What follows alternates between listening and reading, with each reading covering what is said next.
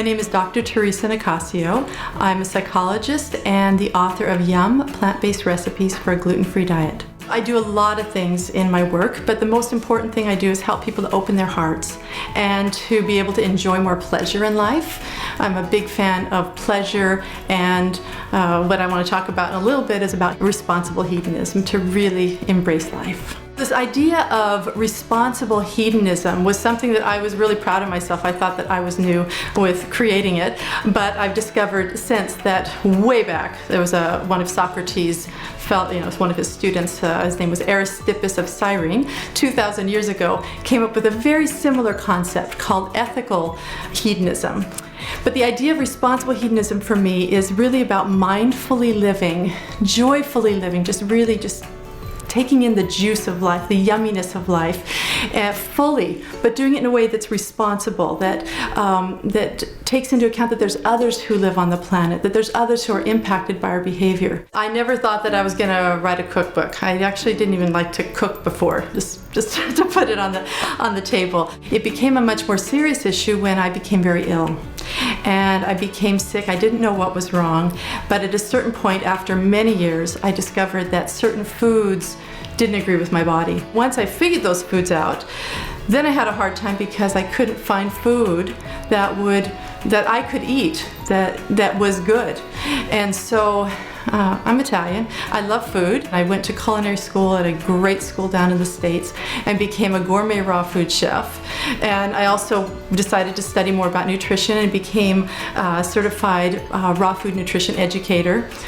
Who would have guessed? Psychologist, mom, me. I ended up doing those things. So these things led to me developing more skills to develop the most incredible recipes that are drop dead delicious. My dad is really the inspiration for this book on many levels, and I've dedicated the book to him.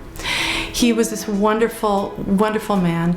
Unfortunately, he had a lot of health problems. He had heart disease. He was diabetic. Unfortunately, he wasn't told he was diabetic until 5 years after he was diagnosed. He developed kidney disease, and he later ended up having a great deal of suffering. For me, his blood, his life, runs through this book for me, and if there's any way that I can help even one person not suffer the way he did, this is a real big part of my mission with sharing this book with the world. This book is as important and relevant to helping people have more emotional comfort, shifting their relationship with themselves, with their bodies, with food, as it is about the food itself. We have habits, and nothing is more habit-driven than the food that we eat. So when we're asked or told that we should change what we eat, it brings up a lot of feelings. And one of the things is it can bring up some feelings of loss. In addition, it can bring up issues around the social relationships and getting together with people, feeling like a burden. And when people feel like a burden, sometimes what they end up doing is they retreat more. The other piece about food and psychology that a lot of people don't realize is that there's a strong relationship between our thoughts, our thinking, our emotions, and what we eat.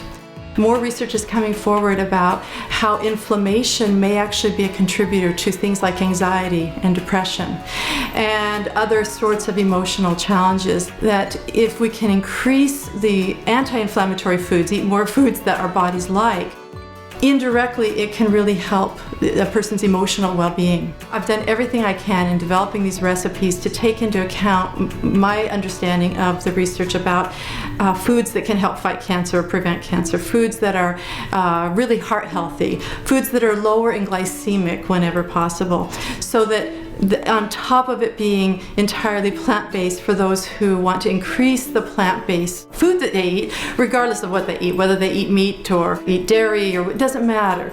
It gives people choices. The more we can shift our mindset, and that's really what Yum is about shifting a mindset into this mindful living, finding joy wherever we can, acknowledging, we can't fix everything, but seeing what do we have control of, how can we be empowered. I'd like to share one of my favorite tips that I share with clients. I call it the twice as long exercise. I encourage you to take at least twice as long with anything that you're experiencing or witnessing that makes you feel really good inside. Slow life down.